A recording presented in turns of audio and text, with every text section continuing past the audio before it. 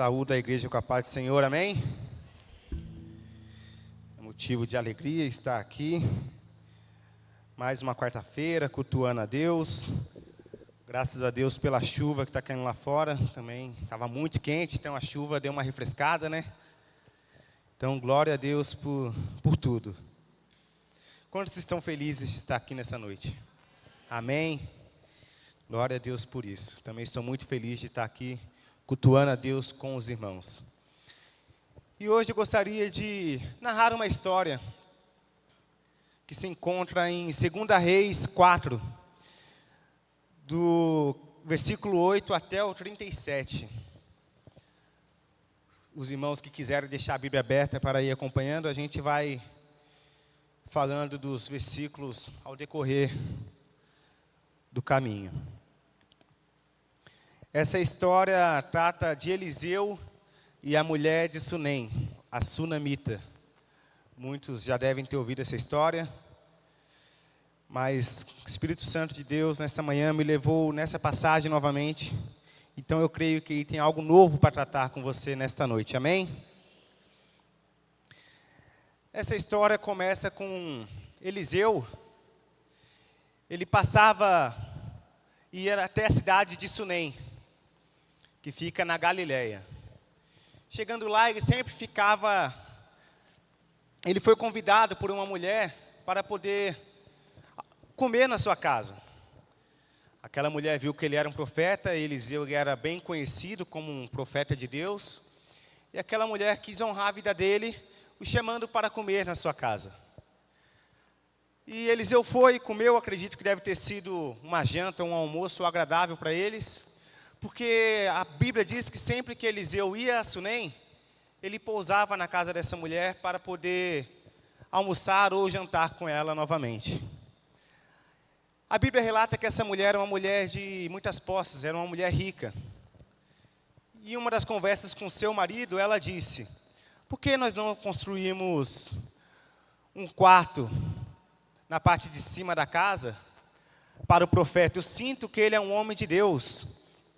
Isso fala no versículo 9 e 10. Eu sinto que ele é um homem de Deus. Por que nós então não construímos um quarto para ele, colocamos ali uma cama, colocamos uma mesa, uma cadeira, e sempre que ele passar por Sunem, ele pode vir e ficar aqui na nossa casa. E assim ela fez. É um primeiro ponto que me chamou a atenção pelo fato de ela querer honrar um homem de Deus. E isso é algo que nós temos que ter queimando o nosso coração, não só por ser um homem de Deus, mas nós temos que ter no nosso coração o ato de querer honrar a vida das pessoas que merecem ser honradas. E assim foi feito. Eliseu, ele foi então para Sunem novamente, alguma outra de sua viagem, e ele ficou na casa dessa mulher. Ele conheceu o seu novo quarto, e ele estava lá todo feliz e contente. Quem aqui não ficaria contente, né? De ficar aí na casa de alguém e saber que você tem um quartinho lá que é todo seu. E Eliseu estava tão feliz que ele mandou chamar o seu servo, Geazi. Ele fala: Geazi, essa mulher aí está nos tratando tão bem, está cuidando tão bem de nós, olha aqui o que ela fez. Ela nos deu um quarto, cama, mesa, cadeira. Cara, estou me sentindo em casa aqui. Pergunte para ela o que ela está precisando. Fala para ela que eu tenho acesso ao rei. O rei me considera um grande profeta.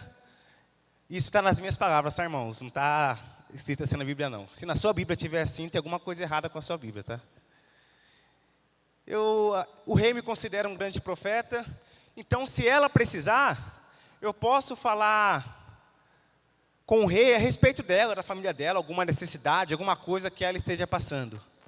Então, Geazi, ele desceu e perguntou para a mulher, e a mulher: não tem nada para pedir, não tem nada para falar com ninguém, eu estou muito bem aqui onde eu moro, estou feliz com a vida que eu levo. Então, Geazi subiu até Eliseu e disse: ela disse que está tranquilo, está muito bem, não precisa de nada no momento, e qualquer coisa ela te chama. Mas só que Geazi reparou alguma coisa, observou alguma coisa. que ela não tinha filhos. E naquela época, o filho era realmente algo muito valioso. Nós vimos pelas histórias de Sara, de Rebeca, que não tinha filhos e que foi honrada ao ter filhos. Então acredito eu que vivendo naquela época, eu fui pensando nessa história, que o fato de ela não ter filho era um motivo de constrangimento para ela. Era um motivo de que faltava alguma coisa. Mas o que eu achei interessante é o fato de ela tendo a oportunidade de pedir, ela não pediu. Ela estava realmente sendo grata a Deus por tudo que ela já tinha. Então fica aí uma outra lição para nós. Será que nós temos sido gratos por tudo que nós temos? Ou nós ficamos só observando as coisas que ainda nos faltam e não damos valor para aquilo que já temos? Continuando. Então Geazi disse, profeta Eliseu, eu observei que ela não tem filho. Então Eliseu teve uma ideia. Pô, manda chamar ela aqui em cima então. E Eliseu mandou chamar a mulher no quarto. Então a mulher subiu e a Bíblia diz que ela ficou na porta do quarto. E dali Eliseu dá a seguinte profecia. No ano que vem, nessa mesma época, você estará segurando um bebê no seu colo. Irmãos, tem que ter muita intimidade com Deus para dar uma profecia dessa, assim, né? Com tanta autoridade, com tanta ousadia.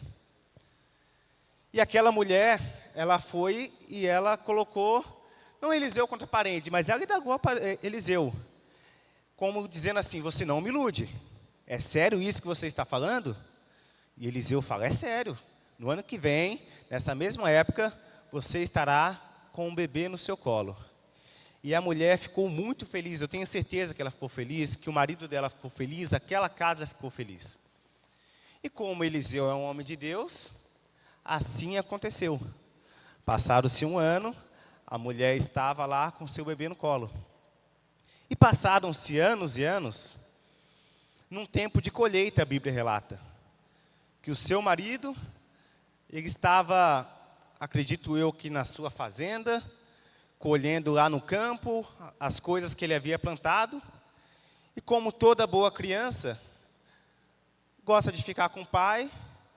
E às vezes dá até um probleminha para o pai, porque a Bíblia relata que ele reclama ao pai de dor de cabeça. E o pai manda algum dos servos dele falando, vai lá e leva ele para a mãe dele. Essa cena eu lembro que eu me vi nessa cena junto com meu pai, porque meu pai era pedreiro, às vezes ele estava em alguma obra, ou em casa, ou de alguém da família, eu sempre ia junto para atrapalhar ele. E sempre, às vezes que eu me machucava, ele mandava, manda esse menino lá para a mãe dele lá, que ele está dando muito trabalho aqui.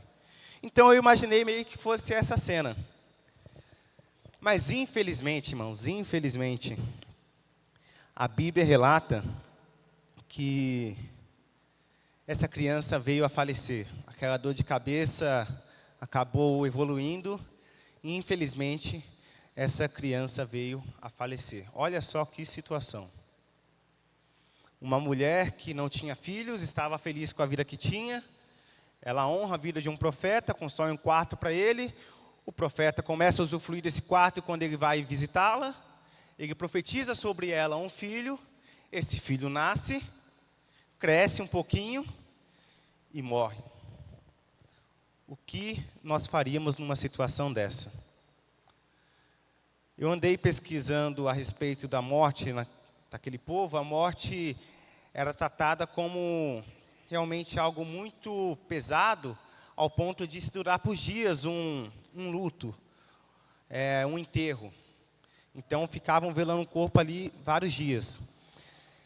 Mas essa mulher, ela pegou o seu filho no colo, ela subiu no quarto onde tudo começou, e ela colocou aquele menino na cama do profeta.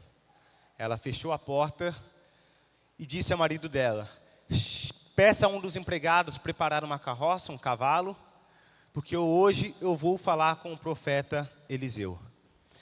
Aí o seu marido, mas hoje não é sábado, nem um dia de festa, o que você vai falar com ele? eu vou e volto rápido. E aquela mulher, ela seguiu viagem até a cidade de Carmelo, Monte Carmelo, que era onde ficava o profeta Eliseu. A Bíblia relata que é aproximadamente 32 quilômetros. Então, acredito que de cavalo deve demorar algumas horas aí para chegar lá. E ela foi toda motivada a falar com o profeta Eliseu. E chegando lá, vamos imaginar a cena, o profeta Eliseu em cima do monte, na sua casa de fundo. Eu imaginei que ele estava sentado na varanda ali, e de repente ele veio de longe. Uma mulher, uma carroça, com o seu empregado tocando cavalo em alta velocidade. Ele olha assim, eu reconheço aquela mulher. É a mulher de Sunem. Geazi, vai até aquela mulher e pergunte para ela se está tudo bem com ela, com seu marido e com o seu filho. Então Geazi, acredito eu pensei isso, tá, irmãos? Que ele pegou um cavalo para ser mais rápido, subiu no cavalo e foi também ao encontro da mulher. Chegando lá, ele pergunta à mulher: opa, Sunamita, tudo bem? Quanto tempo? Verdade, quanto tempo? E aí, está tudo bem com a senhora, com seu marido e com seu filho? E ela responde: tudo me vai bem. Está tudo tranquilo. E segue viagem. E ele vem vindo atrás acompanhando, Geazi. De repente, quando ela chega à casa de Eliseu, eu fiquei imaginando a cena, eu imaginei Eliseu sentado, então Eliseu se levanta e vai ao encontro daquela mulher ela vem aos pés de Eliseu, abraça os pés e começa a chorar. E Geazi, rapidamente, para não incomodar o seu mestre, ele vai em busca daquela mulher para poder tirar ela de lá. Mas aí Eliseu o repreende. Ele fala: não faça isso, você não está vendo que ela está muito aflita? E aí acontece algo estranho com Eliseu, que eu acredito que nunca havia acontecido no seu ministério. Ele fala: o Senhor não me disse nada sobre isso. Eu acredito que isso aqui era algo inédito na vida do profeta, porque eu acredito que ele devia ter uma comunhão com Deus tão grande que, irmãos, devia ser algo sobrenatural. Então a mulher disse ao Eliseu, eu fiquei imaginando até a cena, eu lembrei da Rochelle, de Todo Mundo Odeia o Chris, que ela chega toda pomposa. Eu acredito que ela não foi assim com o profeta, mas eu imaginei essa cena, imagina ela chegando: olha aqui, profeta, eu não te pedi nada, você que disse que eu ia ter o filho, eu estava tranquilo com a minha vida, eu estava feliz.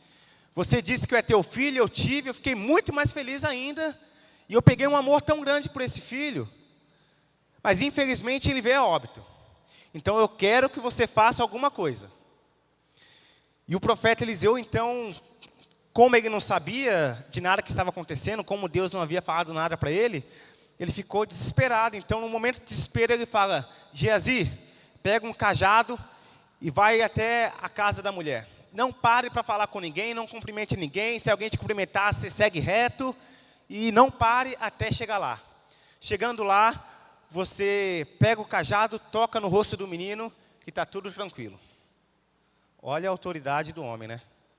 Era o mesmo homem que havia profetizado que ia ter um filho, e no ano seguinte ela teve. E Geazi, então, acredito que ele pegou suas coisas rápidos, pegou aquele mesmo cavalo que eu havia comentado na minha cabeça aqui que ele tinha, e ele foi, então, até a cidade de Sunem, que ficava a 32 quilômetros. E foi, então Eliseu deve ter chamado a mulher: vamos, se levante, vamos esperar agora. Aquela mulher mais uma vez. Por isso que eu falei que eu lembrei da cena da Rochelle, de Todo Mundo Odeia o Chris. Porque ela não se contenta com o que está sendo mandado. Ela quer e ela vai para cima. E ela fala: não, eu juro pelo Senhor Deus e juro pelo Senhor mesmo que eu não o deixarei aqui. O Senhor vai comigo sim para lá ver o meu filho. E Eliseu então falou: não, é melhor eu ir com essa mulher, porque senão daqui a pouco ela vai acabar me dando uns tapas aqui, né? E Eliseu então seguiu viagem com ela, mas o detalhe é que Geazi tinha ido à frente. Então Eliseu junto com a mulher está indo, e a Bíblia relata que Geazi já havia chegado na casa do menino, da mulher. ele subiu até o quarto lá, que era deles, teoricamente, viu o menino morto na cama, ele pega o cajado com toda a fé e toca, e não acontece nada. Mais uma vez, uma coisa inédita aconteceu na caminhada do profeta Eliseu. Irmãos, o profeta Eliseu era daquele tipo de homem que tinha muita intimidade com Deus. Existem aqueles profetas que Deus manda e o profeta fala. Eu acredito que o profeta Eliseu era daqueles profetas que ele falava e Deus fazia acontecer porque ele falou. Igual ele profetizou, ele falou, a Bíblia não relata que Deus falou para ele passar para a mulher. Ele só fala, avisa aquela mulher que como forma de gratidão por tudo que ela fez para mim, no ano que vem ela vai ter o filho. Eu acredito que os anjos lá de cima falaram, Deus, olha lá o que o Eliseu está falando. Deus fala, não, se ele falou, pode fazer. Está tranquilo, isso daí tem moral comigo. Então, Eliseu era esse tipo de homem. Ele era o homem que teve a porção dobrada do profeta Elias. O profeta Elias já é um homem grandioso na Bíblia, no qual nós sempre falamos dele aqui. Imagina você ter a porção dobrada desse profeta. Então, você realmente tem muita intimidade com Deus, tem muito unção e tem muito poder. Mas pela primeira vez, o que ele falou que ia acontecer, não aconteceu. Então, eu acredito que para Geazi deve ter sido um espanto. Ele tocar com o cajado no rosto do menino e nada acontecer. Ele deve olhar assim, esse menino ainda está morto, não aconteceu nada não. Eu imagino que ele deve ter feito de novo, Senhor abençoa. Nada ainda. Ele falou, preciso chamar o profeta. Ele volta então, e ele vai de encontro ao profeta. Mas o profeta já estava indo para a cidade. Então, no meio do caminho, eles se cruzam. E eu acredito que para Eliseu deve ser algo preocupante, porque se o menino tivesse ressuscitado naquela hora, eu acredito que Geazi ia pegar o menino, colocar no seu cavalo e vamos lá encontrar sua mãe. E Eliseu deve avistar aquele cavalo vindo de longe e falar, Geazi está vindo sozinho. Onde será que está esse menino, cara? O que será que aconteceu com ele? Porque eu acredito que para Eliseu, o que ele falou deve ter acontecido. Mas para o espanto dele, naquele momento, quando Geazi vem de encontro com ele, conversa com ele, ele fala, o menino não acordou. O menino não acordou. E quando Eliseu chegou na casa, ele entrou sozinho no quarto, e ele foi e colocou o seu corpo sobre o corpo do menino. E mesmo assim, não aconteceu nada. E a Bíblia relata que ele se levanta e começa a andar pelo quarto. Eu imagino que ele devia estar orando a Deus. Oh, Deus, o que aconteceu, Senhor? O que aconteceu? Primeiro, você não me revela o que tinha acontecido com a mulher. Depois, eu mando o meu discípulo ir tocar lá e fazer um milagre e não aconteceu nada. Agora eu venho aqui e eu faço, coloco meu corpo por cima do corpo do menino e nada acontece. Então, eu acredito que aquele momento foi um momento de encontro de Eliseu com Deus. E Eliseu ele vai e repete o ato. Ele vai e coloca o seu corpo novamente sobre o do menino. E a Bíblia relata que, para a glória de Deus, o seu filho, ele vive. Glória a Deus. A Bíblia relata que o menino vive. Então, ele abre a porta, entrega a criança para a sunamita. E ela, mais uma vez, num ato de honra, ela vai até os seus pés, o abraça, com o rosto no chão, e depois pega o seu filho e sai. E falando a respeito desse capítulo, 2 Reis 4, de 8 a 37, você pode ir na sua casa depois, como a Bíblia descreveu, quis contar de uma maneira mais fácil, da maneira que eu entendi, que eu visualizei. O Espírito Santo falou ao meu coração a respeito desse texto. Sobre voltar aonde tudo começou. O tema da minha pregação é volte ao quarto. Porque aqui essa história, Vamos dizer que se fosse um cenário de um filme, os atos principais do filme iriam acontecer dentro de um quarto.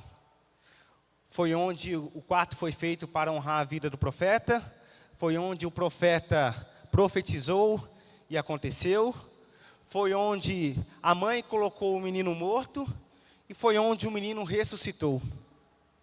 O quarto. E eu fiquei pensando, falei, nossa, o quarto aqui quer dizer muita coisa, quer dizer lugar de honra, de promessa e de vida. E esse quarto para nós hoje, fiquei me perguntando, Senhor, o que é esse quarto para nós hoje? O quarto para nós hoje, irmãos, é a presença de Deus. É na presença de Deus que Deus nos abençoa, é na presença de Deus que ouvimos promessas e profecias a respeito da nossa vida, na presença de Deus que Ele dá vida a tudo aquilo que Ele prometeu. Ele traz vida a tudo aquilo que estava morto na nossa vida. É na presença de Deus. E eu fiquei me perguntando, há quanto tempo Eliseu não ia para esse quarto, há quanto tempo a mulher não usava esse quarto? E eu trouxe essa pergunta para a minha vida. Há quanto tempo eu não entro no quarto da presença do Senhor? E eu faço essa pergunta para você. Há quanto tempo você não entra no quarto da presença do Senhor? Porque é no quarto, irmãos, é no quarto, como nós ouvimos na história. O quarto da presença que nós ouvimos, nós vivemos e temos comunhão com Deus. Porque, infelizmente, um dos meus maiores medos, é uma das coisas que eu me vigio muito para não acontecer, é não deixar cair na mesmice, é não deixar ficar no automático, é não parecer só um crente religioso que vem na igreja dia de quarta e domingo e só por vir, sem ter o prazer de cultuar a Deus, sem ter o prazer de estar aqui, sem ter o prazer de buscar. Aqui é sim um momento importante, é um momento que devemos vir, buscar e cultuar, nos fortalecer, ouvir uma palavra de confirmação. Mas é fora daqui que passamos a maior parte do nosso tempo. E através de Jesus, nós temos o total acesso à presença de Deus. Eu fiquei pensando, essa mulher, pelo que a Bíblia nos ensina, ela não tinha o acesso direto a Deus. Ela não podia orar em nome de Jesus, até porque Jesus não tinha vindo ainda. Então, por isso que ela vai procurar o profeta. O profeta aqui simboliza Jesus, vamos pôr aqui entre aspas. Porque ele é o intercessor entre Deus e a mulher. E quantas vezes nós estamos na nossa rotina toda ocupada, estamos com a nossa rotina toda trabalhosa, é trabalho, estudo, é isso, aquilo, é momento de lazer, descansar, manter a vida em saúde, e esquecemos o principal, de manter um tempo de qualidade com Deus. Volte ao quarto. Volte ao quarto, volte à presença do Senhor. E esse é um convite que Deus nos traz nessa noite, e foi isso que Ele tratou ao meu coração. Nós devemos ter o prazer de estar na presença do Senhor. Nós devemos ter o prazer, o anseio, assim como a costa anseia por águas, a minha alma anseia por Ti, Jesus. Nós, como os cristãos, devemos ser assim. O grupo de louvor pode estar subindo.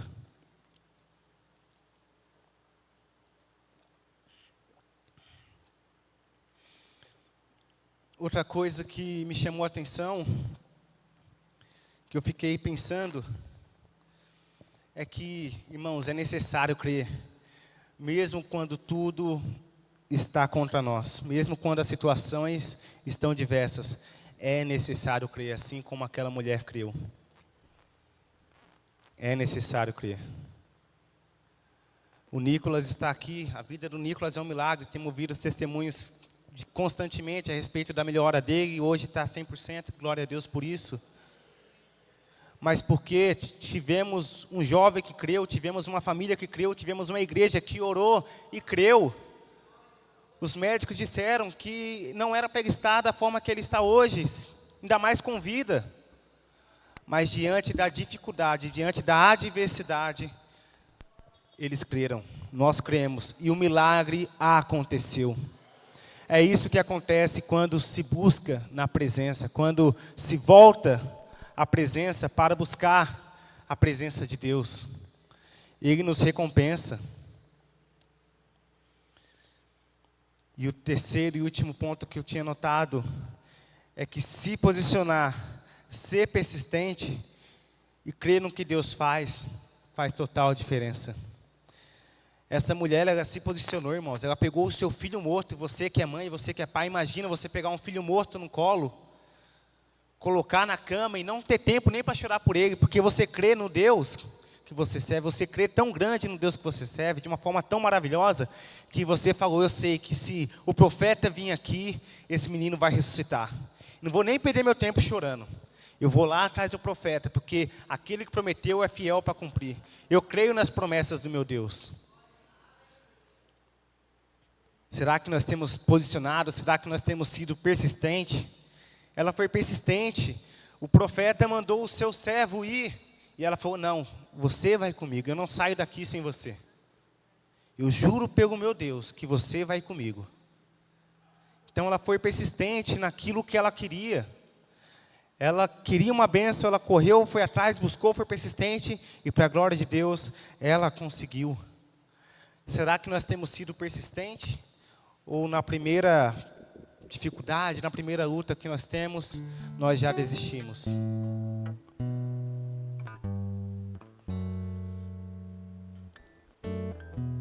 Quero pedir para os irmãos se colocarem de pé.